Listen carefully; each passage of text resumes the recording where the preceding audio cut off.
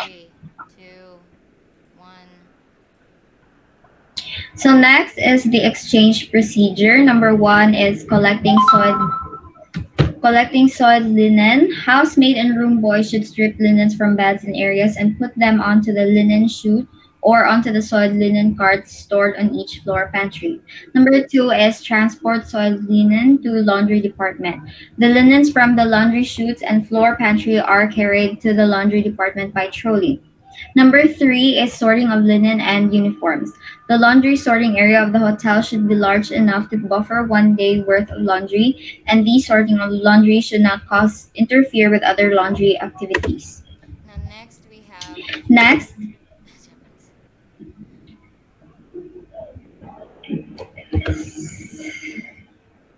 Next, we have number four, the washing and dry cleaning. Now, after the linens and uniforms are sorted properly, the laundry staff collects the batches of laundry and then load them to the washers. Then we have number five, drying. After the washing cycle is completed, the washed items are dried on the dryer. Now, last but not the least, we have folding of linen and uniforms. Even though a lot of flooding of linens are now automated, the hotels still do a lot of folding by hand. Now, this is the end of our topic. Next up, we have the last topic, which will be reported by Miss Miles.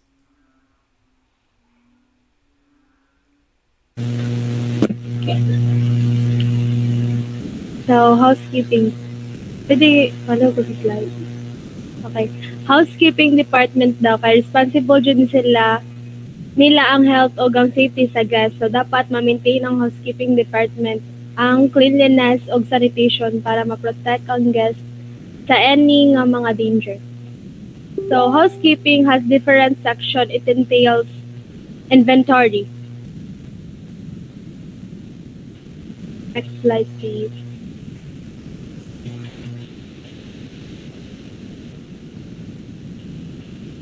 So, inventory. In housekeeping, inventory typically includes all of the cleaning supplies and equipment such as mops, brooms, vacuum cleaners, cleaning products, and dusters. It may also include linens, towels, and other items used in the hotel. Other terms that may be tracked in housekeeping inventory include guest supplies such as extra pillows and blankets, as well as maintenance supplies such as lights, bulbs, and other replacement parts. Methods of inventory control. Physical inventory. The, the counting is recorded on the basis of checks which can be once a week, a month, depends upon the size of the hotel. Perpetual inventory system. The counting is recorded in electronic devices. Next slide. Lost and found. Lost and found in housekeeping refers to items that have been left behind in hotels, rooms, or other hospitality areas. Items that are lost are typically unclaimed items that have been left behind by guests. Items that are found are items that have been left behind by staff. These items can include items like clothing, jewelry, electronics, and other personal items. Lost and found items are typically collected and stored in a designated area for a certain amount of time before being donated or discharged. These are the lost and found rules. Perishable items are the lost and found items under food like fruits, chocolate, canned goods, etc. After 3 days, if the owner will not call or claim the item, it will be given to the housekeepers who find the item. Non-perishable items are the lost and found items under non-food umbrella, shoes, bags, clothes, and etc. These items are given only 1 month for the owner to claim. If the owner failed to claim it before 1 month, it will be given to the employee who found it. Valuables. A lost and found items such as cash, gadgets, and jewelry. Items considered as valuables are given 1 year to be claimed by the owner. If left unclaimed, the hotel management will decide what the claim items.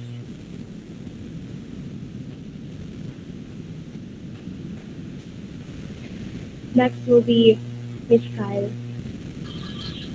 Safety training. In order to reduce risk or the possibility of an accident on the job, safety training refers to the training program for employees that teaches them about preventive processes and procedures and has them practice using them.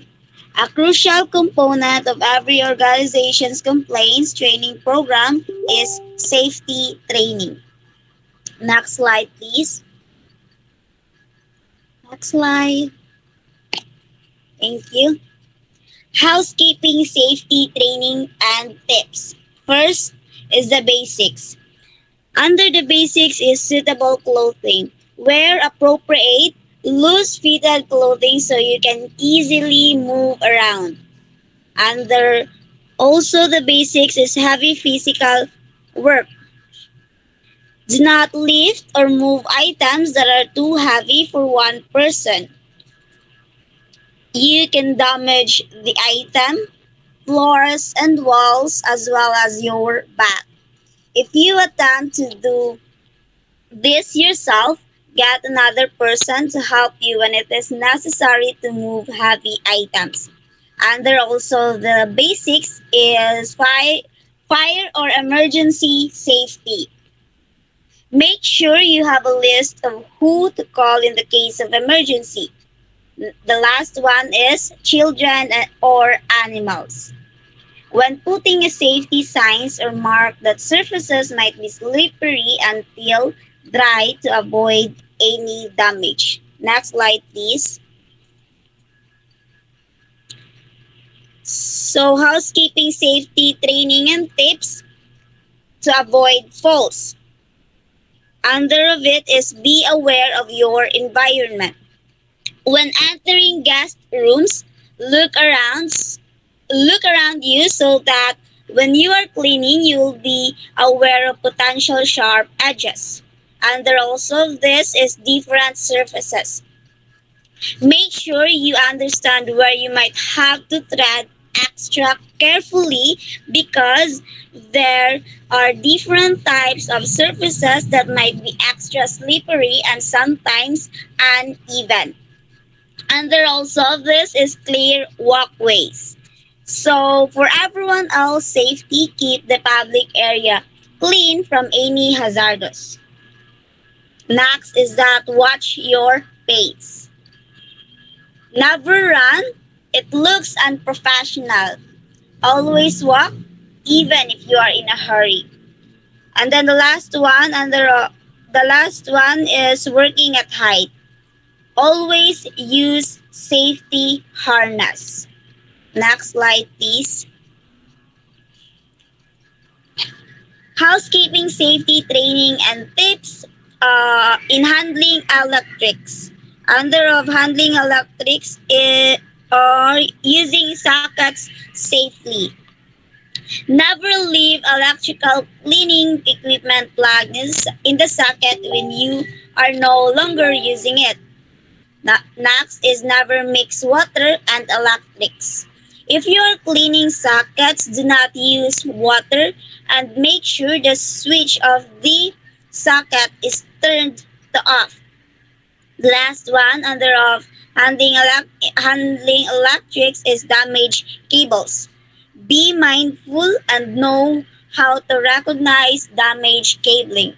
If you see wire exposed, you should not use this cable anymore and remove immediately.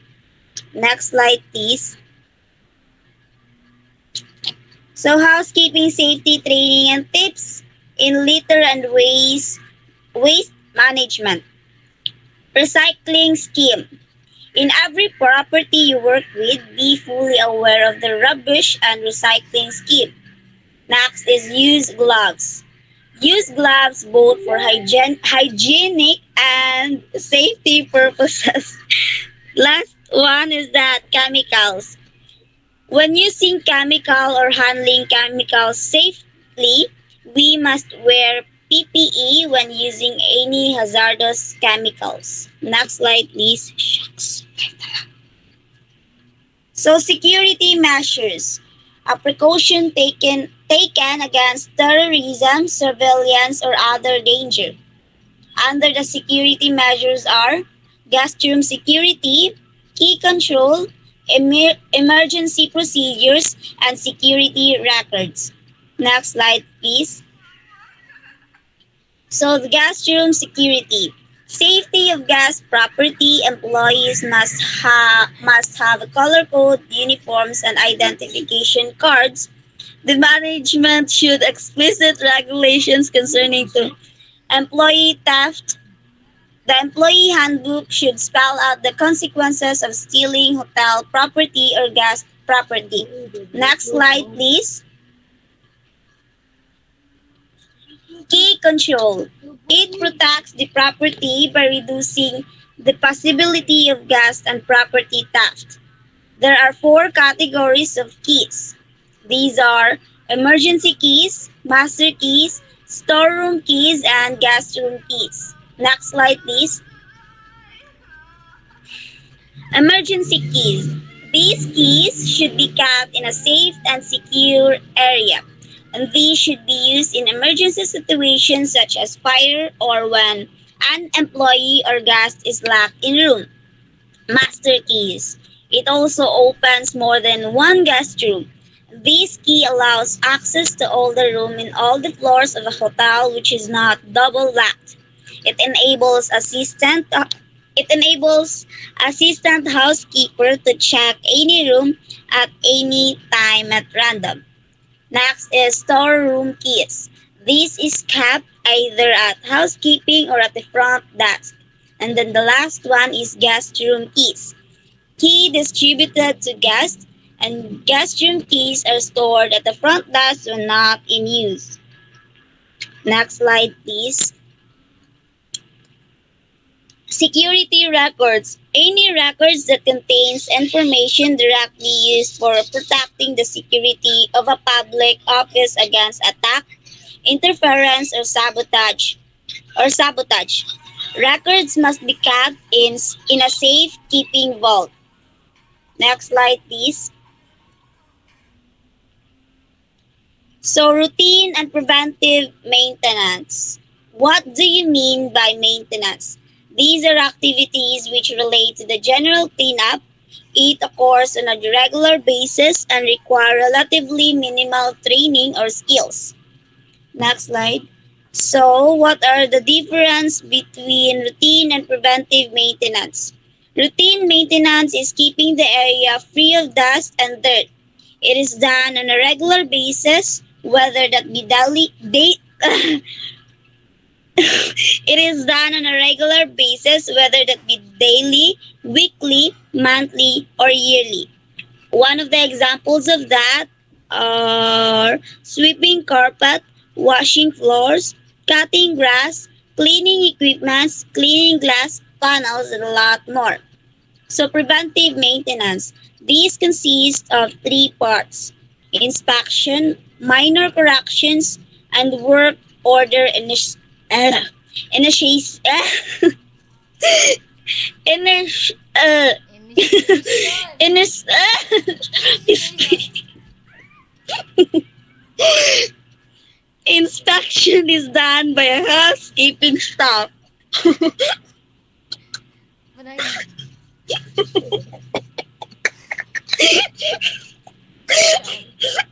Chal.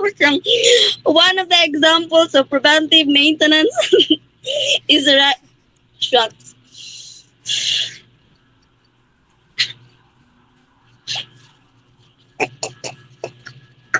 Ikat lang niya. Ikat lang paliw. Sige, balik. Hurry, balik. Basig nalubat na ka. Kyle. Kyle. Kyle. Balik.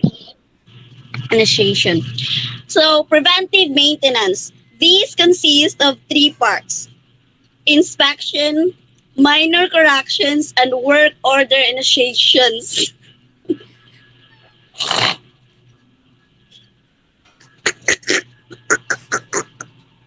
Balik.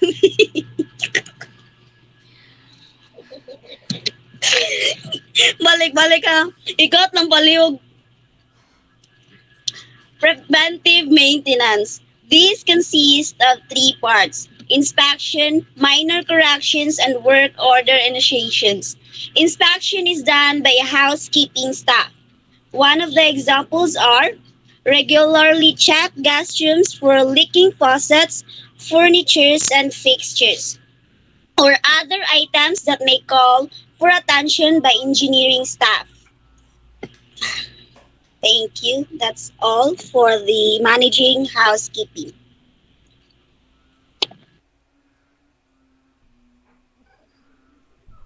And that's all for the our topic, the organization in the housekeeping department.